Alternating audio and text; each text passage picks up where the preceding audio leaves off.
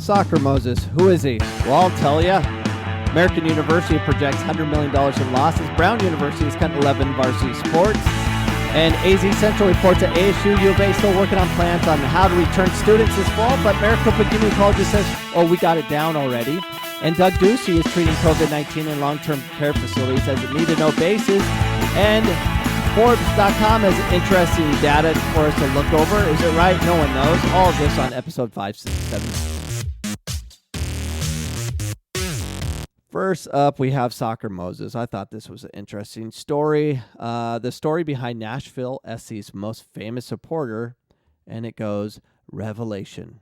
And it came to pass that the city of Nashville was awarded a soccer team, and lo, on the day of its arrival, a man of the people clothed in the finest robes and adorned in the finest wig and beard that could be delivered by the online delivery service at the time appeared where 2 or 3 or 59,000 were gathered and sent a message to the world. A simple declaration to be heard by the masses, let my people go. Yeah, it's actually a great read. Go to MLSsoccer.com and read the rest of the story. I thought it was a great read. And a pretty interesting individual. The guy's pretty much a Hall of Famer, in the music industry.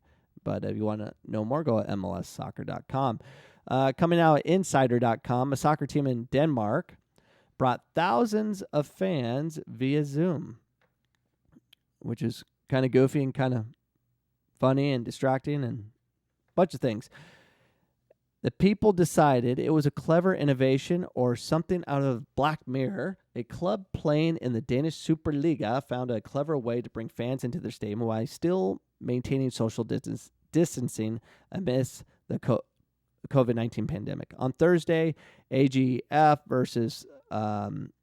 hosted the Randers FC. While no fans were actually in attendance in the arena, thousands were beamed into the stadium via an impressive setup made up of more than 500 Zoom meetings. The club had set up a giant video along the side of the stadium. Check these pictures out. These are sweet. So if you're not listening or watching on YouTube, you can go to my YouTube station. It's I think youtube.com/coachcameronsoccer, and you can see the video.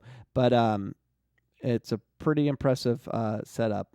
I'm curious what the reactions were with the fans and stuff, but obviously a lot attended, and it's amazing how, whatever the situation is, the people get creative if they're allowed to be creative to move on in life. And that's what we're kind of doing. It's kind of goofy. American University projects, and this is Brown University, but American University projects $100 million in lost revenues. In a letter to the AU faculty, students, and community, University President Silva Burwell said the financial impact under the most challenging scenarios could be a total of $100 million in losses and revenues, increased costs for fiscal year 2021. AU's annual budget is $775 million. A $100 million shortfall would be a 13% budget cut. So they're estimating a bunch of estimations, but no one knows. They're just making up numbers as they go, in my opinion. Brown University to cut 11 varsity sports. And this is impacting me because I'm a Bear, a Phoenix College Bear.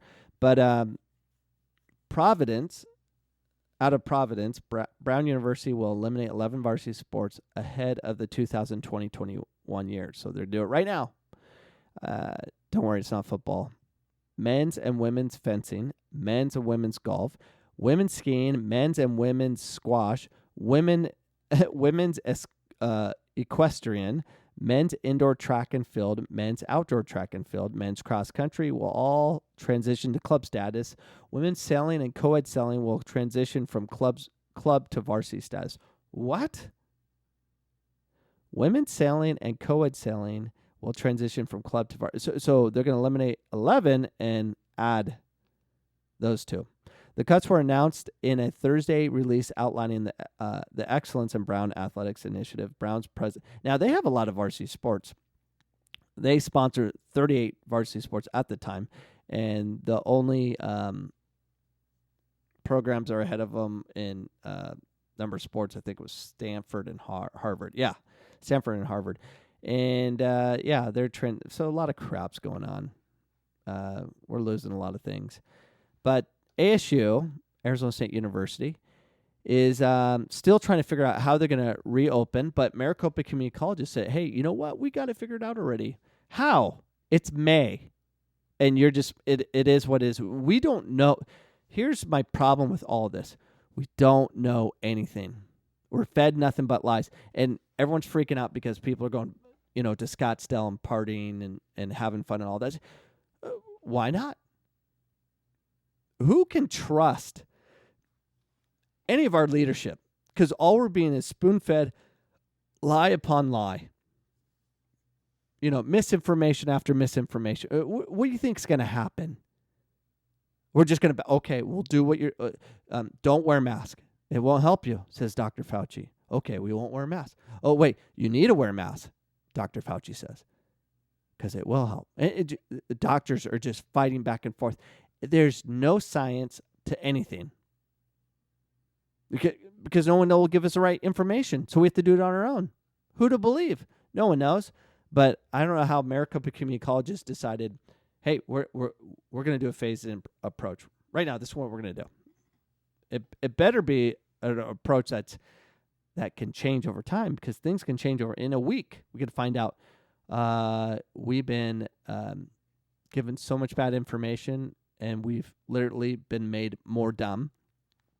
Maricopa Community Colleges plans to slowly bring in students and educators back into the campus over the next several months in a 3-phase strategy revealed on Friday. According to the message sent to the community college district employees, officials have set a target date of June 15th to hold a select career and technical education classes in person. However, it appears that the plan would have most students and staff continue to work remotely through the summer. Although our new normal, stop saying that. That's our chancellor. Although our new normal, stop saying new normal is sure to be different. Are we sure? There are signs that our on-campus operations may begin to reopen in the not too distant future. Interim Chancellor Stephen Gonzalez wrote. You say new normal because you're told to say that. Everyone says that. New normal, new normal. Stop saying it, people. Stop being told what to say. New normal. We don't know the new normal because we don't know. And partly to the new normal is this guy. Okay, so here's where I have a problem. So Doug Ducey is getting attacked by all the conservatives. But the Democrats, you can commit murder and they won't attack their own people. But Ducey is being attacked by his own people because they disagree. There should be dissent and disagreement all the time, so we can have a dialogue of some sort, but you're only allowed to hear one side of the story. Can't hear the other side. That's why there's anger. Ducey is treating COVID-19 in long-term care facilities on a need-to-know basis, as in we don't need to know. The reason he doesn't want to let us know is because he's going to be accountable for killing a lot of people. Governor Ducey is. Why?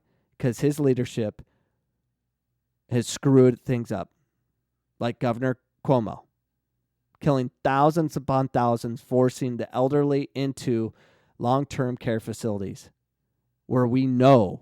I mean, when this outbreak started going crazy, remember state of Washington was going nuts. Like 70 people died in one day, all from one long-term care facility. And I don't know if they course corrected because the deaths slowed down tremendously in Washington. It's because they recognize it. The patterns were there, and our leadership were supposed to figure these things out and pay attention to the trends and stuff. The Florida governor did. Cuomo did not. Ducey, we're going to find out soon enough that he screwed up. It goes on to read from azcentral.com. From testing to PPEs to data disclosure, Arizona response to the COVID-19 impact on long-term long-term care residents have been frustratingly overwhelming. At this point, will it turn around?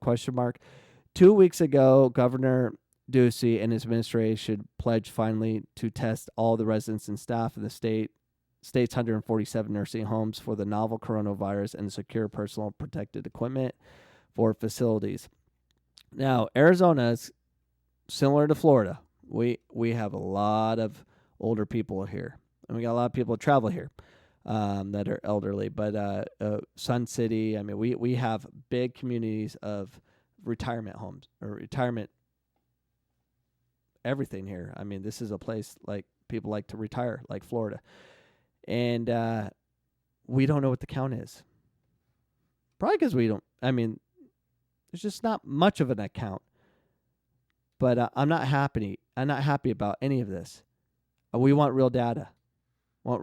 So speaking of data, this comes from Forbes.com. The most important coronavirus statistic, 42% of U.S. deaths are from 0.6 of the population.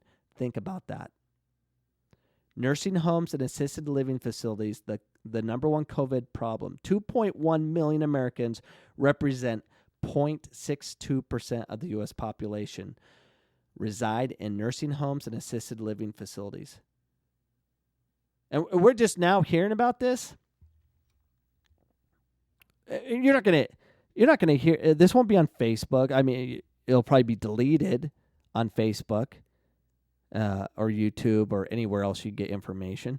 2.1 million Americans. Our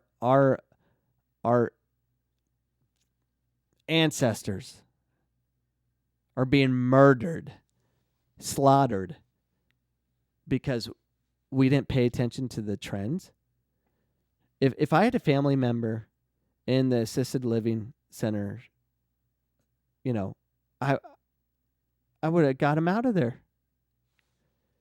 But there are states where you couldn't. They're being locked down in there. They weren't allowed out because they're going to kill everybody else.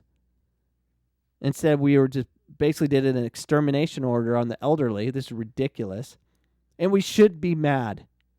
We should be mad because we're going to be old one day, and we don't want to be treated like this. And I just don't get, where's the outrage? There's outrage, but they're not. We'll hear about this much later. It's slowly coming out, but we're gonna hear about it, and we're gonna be ticked off too late. According to the analyst that Greg Gervin and I conducted for the Foundations for Research on Equal Opportunity, as of May 22nd, in the 41 states that currently report such figures, an astounding 42% of all COVID-19 deaths have taken place in nursing homes and assisted living facilities. So let that sink in a little bit there. 42% of all COVID-19 deaths are taking place in facilities that house 0.62% of the population.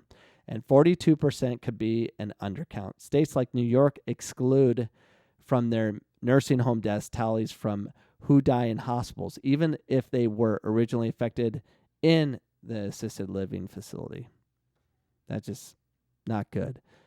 70% of COVID-19 deaths in Ohio and 69% in Pennsylvania. Prior to last week, Ohio reported that 41% of COVID deaths were taking place in long-term care facilities, but updating disclosures last Friday, taking deaths prior to April 15th into account, upped that share to 70%. In Minnesota, 81% of COVID-19 deaths are of nursing homes and residential care home facilities. This is just insane. Insane. And you don't know who to believe. It's very easy to figure out the death count, regardless of how.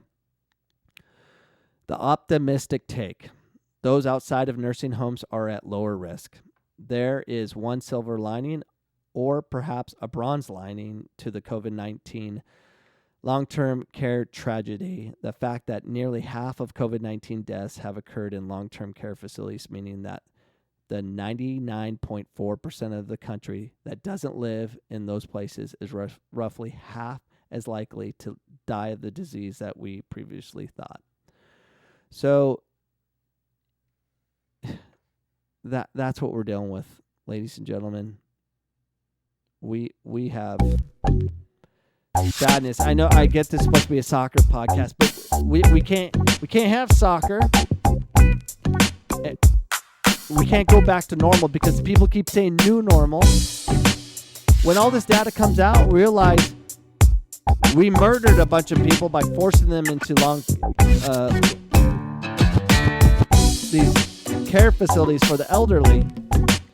We're gonna really, stupid, but I don't know. Have a great weekend, everybody. Bye.